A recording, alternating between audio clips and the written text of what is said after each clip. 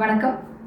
News time TN சேனலுக்காக தெருக்கூத்து பகுதியில் திமுகவின் செய்திக்குழுவின் மாநில துணைத் தலைவர் ஆண்டல் பிரியதர்ஷினி அவர்கள் நம்மோடு இணைந்திருக்கிறார்.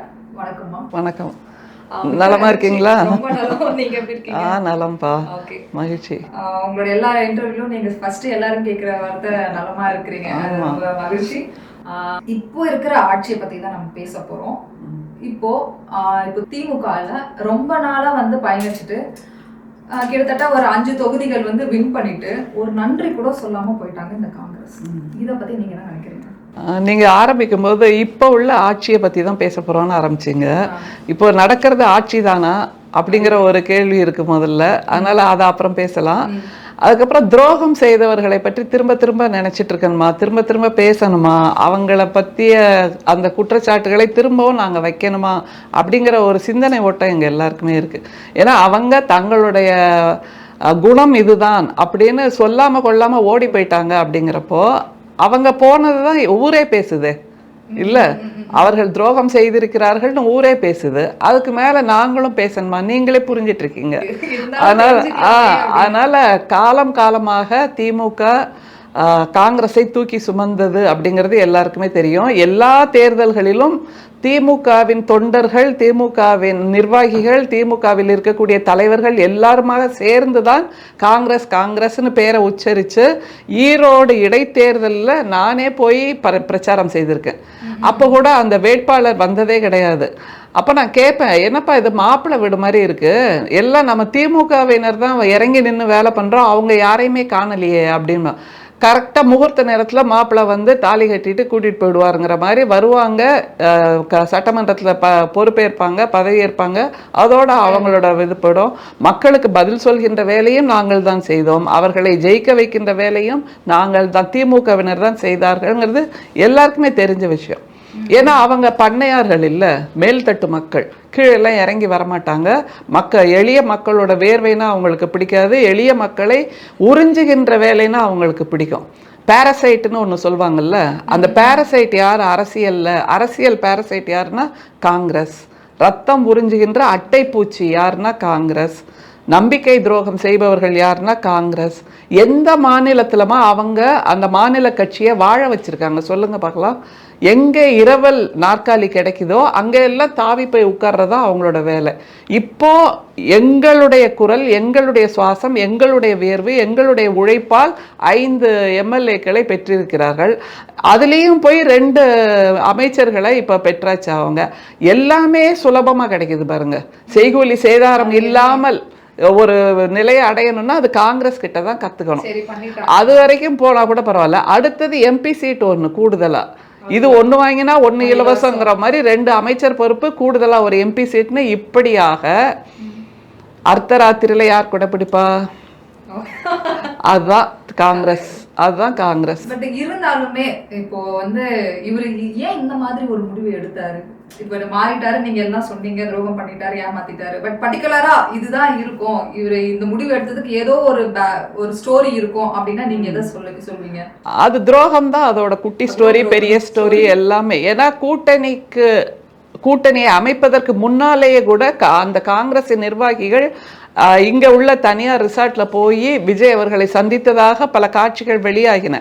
ஆனாலும் எங்களுடைய தலைவர், அன்றைய முதல்வர் முத்துவேல் கருணாநிதி ஸ்டாலின் அவர்கள் எப்போதுமே காங்கிரஸை உயர்ந்த மனநிலையில் வைத்திருப்பவர்.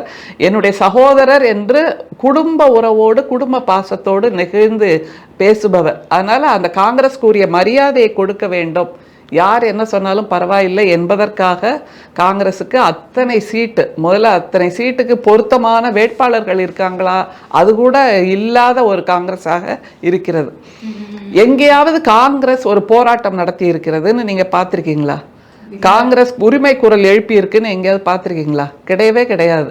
அப்படியாக மற்றவர்களின் உழைப்பில் சுகம் காணுகின்றவர்களாக இவர்கள் இருக்கிறார்கள். அது ஒன்று தான் குட்டி ஸ்டோரி, பெரிய ஸ்டோரி எல்லாமே. அதே ஸ்டோரி ஓகேமா. அடுத்தது ஒருவேளை எதிர்காலத்துல காங்கிரஸ் தமிழ்நாட்டில் வர்றதுக்கோ இல்லை ஆட்சி பிடிக்கிறதுக்கோ ஏதோ ஒரு வாய்ப்பு இருக்கா இல்லையா? ஏன் இந்த கேள்வியை நான் கேட்குறேன்னா, இப்போ இருக்கிற தாவேகாவோட செயல்பாடுகள் நம்பிக்கைத்தனமா இல்லை. அதை வந்து எல்லாருமே மக்களும் இப்ப பாக்குறாங்க, சொல்றது ஒண்ணு செய்யறது ஒண்ணு அப்படி இருக்குங்கிற மாதிரி ஃபீல் பண்றாங்க. இதை பத்தி நிறைய பேர் பேசிக்கிட்டு இருக்காங்க. அதுதான் நானும் சொல்ல பேசப்படுறது. ஸோ இது வந்து நடக்குமா நடக்காதா அப்படிங்கிறது உங்களோட கணிப்பு எப்படி? ஆட்சி அமைக்குமான்னு கேக்குறீங்களா? அடேங்கப்பா, எவ்வளோ நம்பிக்கை ஆனந்தி உங்களுக்கு. அவங்களே கூட கனவுல கூட நினைக்க மாட்டாங்க. ஐயோ. ஆனாலும் இப்போதுள்ள காலச்சூழல்ல நாம பொதுவா பெருமையா நினைச்சிட்டு இருந்தோம் தெரியுமா? தமிழ்நாட்டு மக்கள் அரசியல் மயப்படுத்தப்பட்டவர்கள், அறிவாளிகள், அரசியலை நன்கு புரிந்தவர்கள், அவர்கள் பெரியார் மயப்படுத்தப்பட்டவர்கள், சுயமரியாதை உள்ளவர்கள், சிந்திக்க தெரிந்தவர்கள் இருக்கிற எல்லா அப்ஜெக்டிவ்ஸையும் போட்டு போட்டு போட்டு தமிழக மக்களை இந்தியாவே வியந்து பார்க்கும் எப்பவுமே. ஆனால் அது அவ்வளோத்தையும் குப்புற கவிழ்த்த மாதிரியான ஒரு சூழலையும் உருவாக்கி வச்சிருக்கோம்ல. அதனால எதிர்காலத்தில் நடக்கலாம். ஆனால் நீங்க இப்ப கேட்ட கேள்வியால காங்கிரஸ் மக்களுக்கு, காங்கிரஸ் நிர்வாகிகளுக்கு இது ஆனந்தி கேட்ட அந்த கேள்வி நல்லா இருக்கு, இதை நோக்கி நம்ம நகரலாமே அப்படின்னு கூட போவாங்க. ஏன்னா அவர்களுக்கான கனவில் அது சாத்தியமே கிடையாது. அதற்கு உழைக்கணும். முதல்ல ஆனந்தி உழைக்கணும், சும்மா வந்துடாது எந்த நாற்காலியும். அவ்வளவு உழைப்பை கொடுப்பதற்கு அவர்களிடம் ஆட்கள் இல்லை, ஆளுமைகள் இல்லை, இளைஞர்களும் இல்லைங்கிறதா உண்மை. எல்லாருமே சொகுசாக வாழ்கின்றவர்கள். பால்கனி பாவை அப்படின்னு ஒரு வார்த்தை முந்தி அம்மையாருக்கு பயன்படுத்துவாங்க தெரியுமா? அந்த மாதிரியான பால்கனியில் இருக்கக்கூடிய ஆளுமைகள் தான் காங்கிரஸில் அதிகமாக இருக்கிறார்கள். அடித்தட்டு மக்களுக்கு சென்று சேரவே இல்லை அவர்கள், அப்படிங்கிறது தான் முக்கியம். எத்தனை முறை பிஜேபி அரசாங்கம் தமிழ்நாட்டு மக்களுக்கு துரோகம் இழைத்திருக்கிறது, தமிழ்நாட்டு மக்களின் நலனுக்கு எதிரான கொள்கைகளை எல்லாம் உருவாக்குச்சு. அப்பெல்லாம் எங்களுடைய தலைவர் தானே போராட்டம் செய்தார், எங்களுடைய தலைவர் தானே தெருவில் இறங்கி எதிர்குரல், உரிமை குரல் எல்லாம் எழுப்பினார். எங்கேயாவது இவங்க ஒரு எலிக்குஞ்ச அளவுக்காவது கீச் கீச்சுனாவது கத்திருக்காங்களா? இல்லையே. ஒரு பாரத் ஜோடோ யாத்திரா வந்து ராகுல் காந்தி தன்னை நிலைநிறுத்திக் கொள்வதற்காக செய்தார். அப்போ அவர் மீது இருந்த பிம்பம், அப்பவே அவர் என்ன சொன்னாரு, திமுக ஓபிசியை பற்றி பேசிய பின்பு அப்புறம்தான் எனக்கே அது புரிய வந்தது அப்படிங்கிறார். அப்போ அவரும் சனாதனமயப்படுத்தப்பட்டவராக தானே இருந்திருக்காரு. அவரும் அந்த 3% மக்களுக்கான சிந்தனையோடு தானே இருந்திருக்காரு. ஒரு சாஃப்ட் ஹிந்துத்துவா தான் எப்போவுமே காங்கிரஸ் அப்படிங்கிறது எல்லாருக்குமே தெரியும். ஆனால் ஓபிசி, பிசி, எம்பிசி, எஸ்சி, எஸ்டிக்காக இவ்வளவு பிரச்சனைகள் இருக்கின்றன. அதற்காக இன்னமும் களத்தில் இறங்கி போராடி உரிமைகளை பெற்றுக் கொடுத்தது திமுக அப்படிங்கிறதே அவருக்கு அப்புறம் தானே புரிய வந்தது. அப்படியாக பால பாடத்தையும் நான் திமுக தான் கற்றுக் கொடுக்கும் காங்கிரஸ்க்கு, பிஹெச்டியையும் திமுக தான் கற்றுக் கொடுக்கும், அப்புறம் கான்வெகேஷனையும் திமுக தான் நடத்தும். ஆனால் அதை வாங்கிட்டு அவங்க பாட்டுக்கு நோகாமல் நொங்கு தின்னுட்டு போயிட்டே இருப்பாங்க. அதனால எதிர்காலத்தில் காங்கிரஸ் ஆட்சினா எனக்கு கதி கலங்குது இப்பவே. ஏன்னா வந்து இப்போ இப்ப இருக்கிற ஆட்சி மேல வந்து யாருக்கும் நம்பிக்கை இல்ல. ஒரு நீங்க சொல்ற மாதிரி எல்லாம் மாறி மாறி நடக்குது, எல்லாம் துரோகம் பண்றாங்க, ஏமாத்துறாங்க அப்படிங்கிறது ஒருவேளை அப்படி நடந்துருச்சுன்னா, அதான் அந்த ஹைப்போதெட்டிக்கலா நீங்க பிளேஸ் பண்றது நல்லா தான் இருக்கு. ஆனாலும் தமிழ்நாட்டு மக்கள் கொஞ்சம் ஹார்ட் அட்டாக் வராம இருக்கட்டும்பா. ஆனா இப்போதுள்ள ஆட்சி மீது ஒரு அதிருப்தி. எல்லாரும் ஊடகவியலாளர்கள்ல இருந்து அந்த நடுநிலை பத்திரிகையாளர்கள்ல இருந்து எல்லாரும் சாஃப்ட் டோன் கொண்டு வராங்க. என்னன்னா கொஞ்சம் டைம் கொடுங்க, கொஞ்சம் அமைதியா இருங்க. அவங்க இப்பதானே குழந்தைகள், தவழ்ந்து வர்றாங்க, தவழட்டும், அப்புறம் எழுந்து நிக்கட்டும், அப்புறம் நடக்கட்டும், அப்புறம் ஓடட்டும். இப்படியாக பொத்தி பொத்தி பொத்தி வைக்கிறாங்க தாவேக்காவை. எங்களுக்கும் அந்த மாதிரி கரிசனம் உண்டு. ஏன்னா ஒரு புதியதான கட்சி, கற்றுக்கோங்க, நல்லா பண்ணுங்கன்னு. ஆனால் பல விஷயங்கள் இருக்கு ஆனந்தி. பாதுகாப்புன்னு வரும்போது அதையெல்லாம் நீங்கள் தள்ளி போடவே முடியாது. உடனடியாக உடனடியாகன்னு கூட நான் சொல்ல மாட்டேன், தொடர்ச்சியாக செய்ய வேண்டிய நடவடிக்கைகள். அதனால தான் எப்போவுமே முதல்வரின் துறையாக அது இருக்கும். ஏன்னா அவ்வளவு அட்மோஸ்ட் ப்ரையாரிட்டி கொடுக்க வேண்டிய ஒன்று. சரி, சிங்கப்பெண் படைன்னு ஒன்று உருவாக்குவேன்னு முதல்வர் முதல்ல எங்க பண்ணிட்டாங்க? இல்ல பண்ணிட்டாங்கன்னு நீங்க சொல்றீங்க. அவர் முதல்வராக பொறுப்பேற்ற உடனேயே கையெழுத்து போட்டதுல அது ஒண்ணு. ஆனா அதுவே 2 முறை தள்ளி தள்ளி வச்சாரு. ஏன்னா அவரோட நண்பரோட வீட்டுல விசேஷங்க அப்படின்ட்டு அவர் போயிட்டாரு. முதல் தடவை டெல்லி பயணம், அதனால போயிட்டாரு. அப்புறம் 3வது தடவையா இப்ப சமீபத்துல அதை துவக்கி வச்சாரு.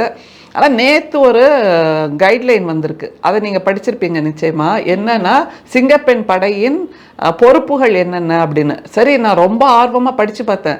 ஆஹா, இவங்களால எல்லாம் பண்ணிட முடியும், ரவுடிகள்லாம் ஓடியே போயிடுவாங்க நம்ம தமிழ்நாட்டில இருந்து அப்படின்னு. அவங்க என்ன தெரியுமா சொல்கிறாங்க, சிங்கப்பெண் படைக்கு எந்த விதமான சிறப்பு அதிகாரமும் கிடையாது.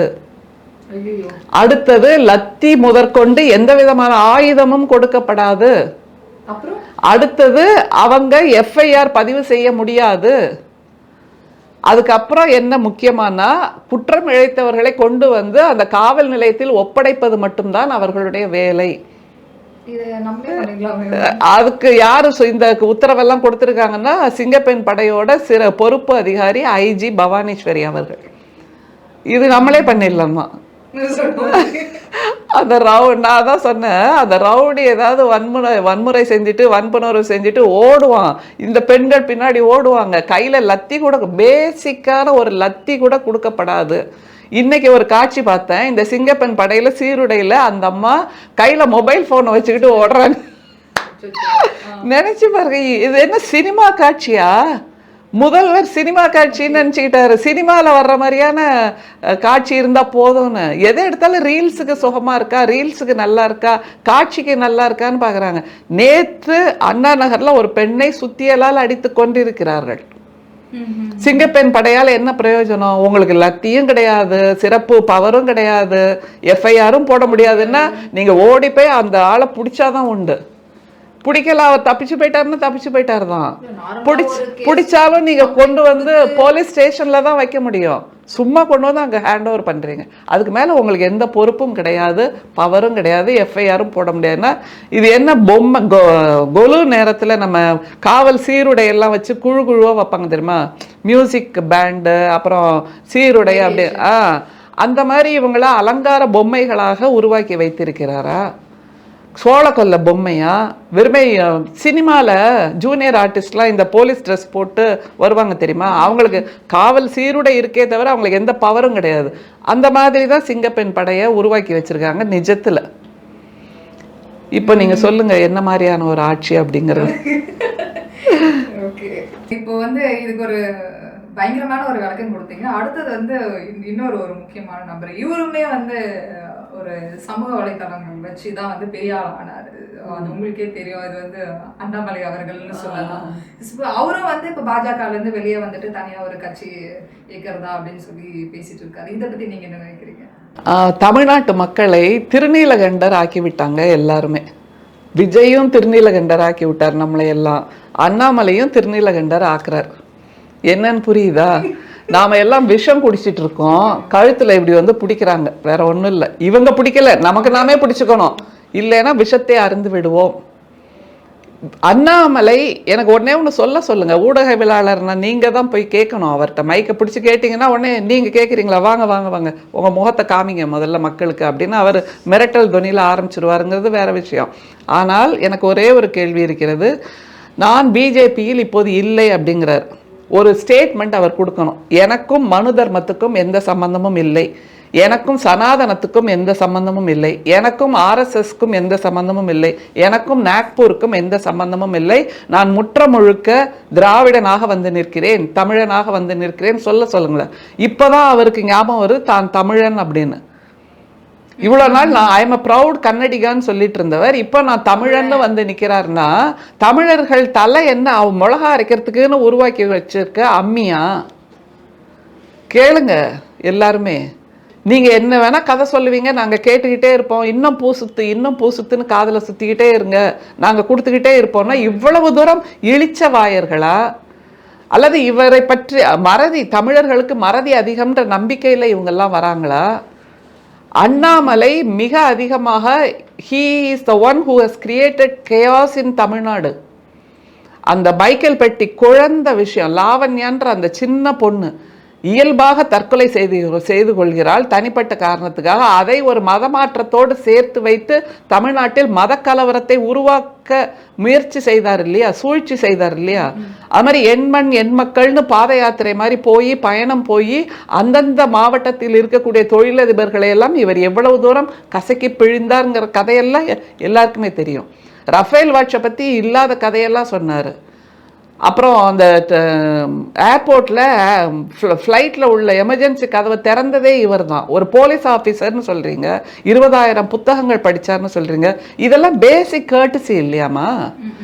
அதுவும் ஒரு சின்ன குழந்தையோட வீடியோவை இன்னமும் அவரோட வலைத்தளத்தில் பார்க்கலாம். நீங்கள் இறந்து போன பிணங்களை வைத்து ஆட்சி செய்கின்ற அந்த கலையில் வல்லவர்களாக விஜயும் இருக்கிறார், இவரும் இப்போ வந்திருக்கார். அதனால இவர் பச்சோந்தி தான். நிச்சயமாக பிஜேபியிலிருந்து தன்னை விலக்கி கொண்டு வரவில்லை. அவர் இப்போதான் நான் மத நல்லிணக்கத்தோடு இருப்பேன், மத சார்பற்ற அமைப்பாக என்னுடைய அமைப்பை கொண்டு வருவேன்னா, அப்ப இது நாள் வரைக்கும் நீங்க மத சார்போடு தான் இருந்தீங்கிறது தெரியாதா? பிஜேபி என்பது மதச்சார்பு என்பதை தாண்டி இந்துத்துவ வெறியர்களால் உருவானது அப்படிங்கிறது இப்பதான் தெரிய வருதா?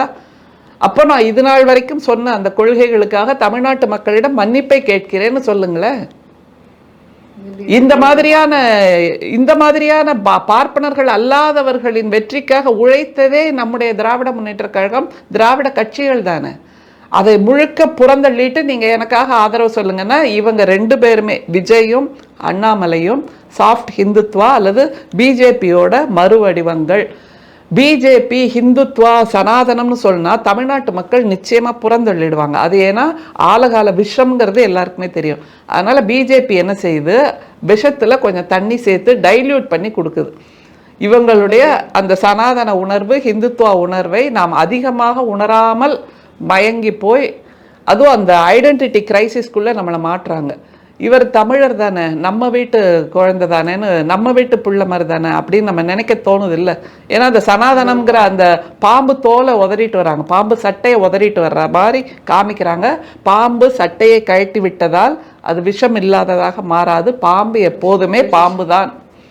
அதனால தான் நான் சொன்னேன், நம்ம எல்லாரும் திருநீலகண்டராக மாறி நம்ம கழுத்தை நம்மளே பிடிச்சிக்கலாம், இல்லைன்னா நிச்சயமா நீளம் பாரிச்சு போயிடும்.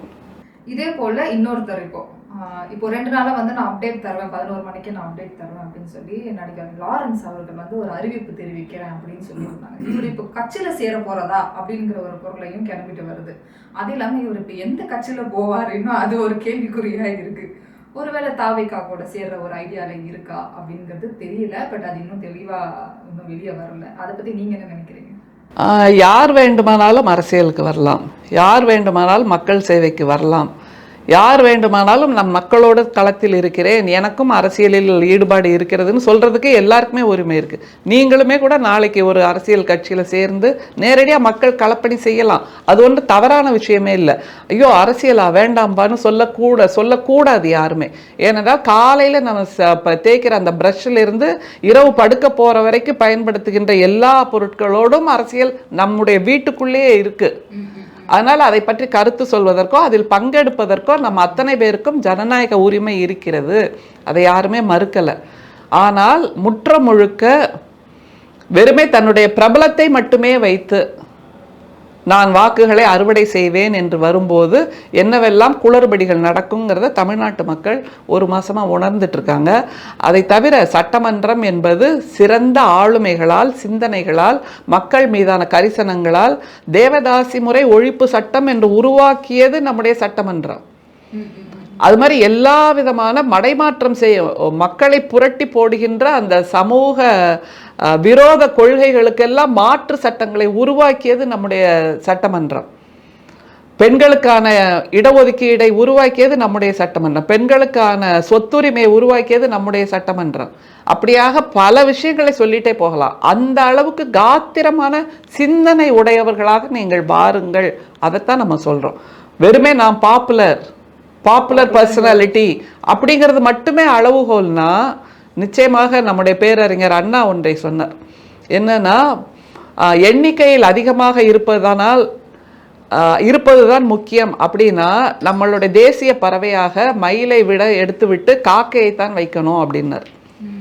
அதனால அது மாதிரி பாப்புலாரிட்டி தான் முக்கியம் அப்படிங்கிறதுக்காக நம்ம வேற யாரையும் கொண்டு வந்து வச்சிட முடியாது. மக்கள் சிந்தனை, சமூக பொது உடைமை சிந்தனை, கம்யூனிச சிந்தனை, திராவிட சிந்தனை, எது மத நல்லிணக்கம்னு தெரியணும், பெண்ணுரிமையை பேச தெரியணும்.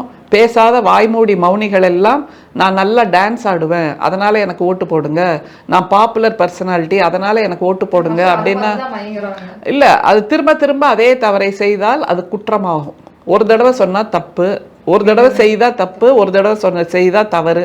தவறுகள் திருத்தி கொள்ளப்பட வேண்டுமே தவிர திரும்ப திரும்ப செய்து விடக்கூடாது. யார் வேண்டுமானாலும் வாருங்கள், பட் தகுதிப்படுத்தி கொள்ளுங்கள் அப்படிங்கிறது தான் மிக முக்கியம். அதை தவிர சட்டமன்றம் என்பது திரும்பவும் தென்னிந்திய நடிகர் சங்கமாக மாறிவிடக்கூடாது. இப்போ இந்த அரசியல்ங்கிற ஒரு விஷயம் சமூக வலைத்தளங்களில் தான் வந்து பயங்கரமா போயிட்டே இருக்கு. ஸோ இப்போ ஓட்டு போடுறது கூட வந்து சோஷியல் மீடியா ஸ்டார்ட் பண்ணா ஓட்டிங் பண்ணி போஸ்டிங் எல்லாம் கொடுத்துடலாம் போல, அந்த அளவுக்கு இருக்கு. ஸோ அதே போல இப்போ இந்த அரசியல் பிரமுகர்ல வந்து திருச்சி சூர்யா சிவா, அது இல்லாம இப்ப சமீபத்துல வந்து முக்தார், இவங்களை வந்து கைது பண்ணியிருக்காங்க. ஒரு சில கருத்துக்கள் பேசுனதுனால கைது செஞ்சிருக்காங்க. இதை பத்தி நீங்க என்ன நினைக்கிறீங்க? திருச்சி சூர்யாவை கைது செய்ததற்கும் முக்தாரை கைது செய்ததற்கும் அவர்கள் பெண்களை பற்றி கொச்சையாக பேசியது அப்படின்னு ஒரு காரணத்தை சொல்கிறாங்க. இது வந்து காக்கா அங்கே பறந்துச்சு அதனால் நாங்கள் கைது செய்தோம், குருவி இங்கே பறந்துச்சு அதனால் நாங்கள் கைது செய்தோம் அப்படிங்கிற மாதிரியான ஒரு கருத்தியல். ஏன்னா திருச்சி சூர்யா அவர்கள் தாவேகாவில் நடக்கின்ற பல பிரச்சனைகள் பல ஊழல்களை வெளிப்படையாக பேசினார். அதுக்காக நாங்கள் கைது செய்கிறோன்னு சொன்னால் அது இவர்கள் மீதே இவர்கள் செய்கின்ற தவறை மக்கள் தெரிந்து கொள்ளக்கூடாது அப்படிங்கிற ஒரு பதைபதைப்பை உருவாக்கிவிடும். இவங்களுக்கு அந்த பதைபதைப்பு இருக்குன்னு அதை வெளிக்காட்டிடும். அது தெரியக்கூடாது. அதனால் பெண்களை பற்றி இவர் கொச்சையாக பேசினார் அப்படிங்கிறதுக்காக கைது செய்திருக்கிறோம் அப்படின்னு சொல்கிறாங்க. சரி, அவங்க 2 பேரை சொல்கிற காரணம் இப்படி பெண்களை பற்றின்றீங்க. 3 சேனலை தடை பண்ணாங்களே, நம்முடைய சேட்டலைட் சேனல் 3 சேனலை இப்போ தாவேக அரசு தடை பண்ணியிருக்கு. அந்த தமிழ்நாடு அரசு கேபிள்ல இருந்து நீக்கியிருக்காங்க. அது எதனால? அதில் பெண்களை பற்றி கொச்சையா போச்சா? நியூஸ் சேனலோட வேலையே என்ன நடக்குதுன்னு எடுத்து காட்டுறது தானே. அப்போ தாவேக அரசின் நிர்வாக சீர்கேடுகளை எடுத்து சொன்னால் உடனே நீங்கள் உங்களுக்கு எதிர்குறலை எல்லாம் ஒடுக்குகின்ற வேலையை செய்கிறீர்களா? அதுதான் இப்போ மக்கள் கேட்குறாங்கம்மா. நீங்களும் நானும் கூட கேட்கல. ஏன்னா அந்த 3 சேனலையும் பார்த்துட்டு இருக்கிற மக்கள் இருக்காங்கல்ல, நேயர்கள் இருக்காங்கல்ல, அவங்களுக்கான பதிலை தாவேக அரசு சொல்ல வேண்டும். அந்த நேயர்களுக்கான பதிலை, அவர்களுக்கான உரிமையை பறிக்கின்றது ஏன் என்று நம்முடைய மாண்புமிகு முதல்வர் அவர்கள் பதில் சொல்லி ஆக வேண்டும். அப்படின்னா நீங்கள் அந்த ஹிட்லரோட வாரிசுகளாக உருவாகிறீங்களா, ஃபாசிஸ்டோட வாரிசுகளாக உருவாகிறீங்களா? அது ஒரு கேள்வி இருக்குல்ல. ஹிட்லர் தனக்கு எதிராக யார் எதிர்குரல் எழுப்பினாலும் அவர்களை அழித்தொழிக்கின்ற வேலையை செய்வார். அதே மாதிரி நீங்களும் செய்கிறீங்களா அப்படிங்கிறத பொதுமக்கள் கேட்க ஆரம்பிச்சிட்டாங்க. எனவே எப்போது எதிர்குரல் எழுந்தாலும் ஊடகங்களோட வேலையே முதல்ல ஜனநாயகத்தை காப்பாற்றுவது. ஜனநாயகத்தை காப்பாற்றுவதுன்னா அந்த நிறுவனம், அரசு என்கின்ற அந்த நிறுவனத்தை கேள்வி கேட்க வேண்டும். நிறுவனமயமாக்கப்பட்ட எதிலும் இருக்கக்கூடிய குறைபாடுகளை கேள்வி கேட்பது தான் உண்மையான ஜனநாயகம். அப்போ அதற்கு எதிராக நீங்கள் செயல்பட ஆரம்பித்திருக்கிறீர்களா? முளைச்சி இன்னும் 3 இலை விடலைன்னு எல்லாருமே உங்களுக்கு ஆதரவு சொல்கிறாங்கல்ல. அப்போ முளைச்சி 3 இலை விடாதப்பவே நீங்கள் 3 சேனலை ஒடுக்க முடியும், பத்திரிகையாளர்களை ஊடகவியலாளர்களை சிறைப்படுத்த முடியும். அதிலே மாரிதாஸ் அவர் பிஜேபியோட குரலாகத்தான் எப்பவும் ஒலிப்பார். அவரும் கூட தாவேக அரசு செய்த தவறுகளை சுட்டி காட்டியதால் கைது செய்யப்பட்டார். ஆனால் கோர்ட்டால் விடுவிக்கப்பட்டிருக்கிறார். இது ஜனநாயகத்துக்கு எதிரான செயல் அப்படின்னு கோர்ட்டால் விடுவிக்கப்பட்டிருக்கிறார். மாரிதாஸ் எங்களுக்கு எதிரானவர் தான். ஆனால் அவருடைய கைதுக்கும் நாங்கள் குரல் கொடுத்தோங்கிறத நீங்கள் நினச்சி பாருங்க. அப்படி என்றால் ஊடகவியலாளர்களின் பணியே இந்த மாதிரி எதிர்த்து கேள்வி கேட்பது.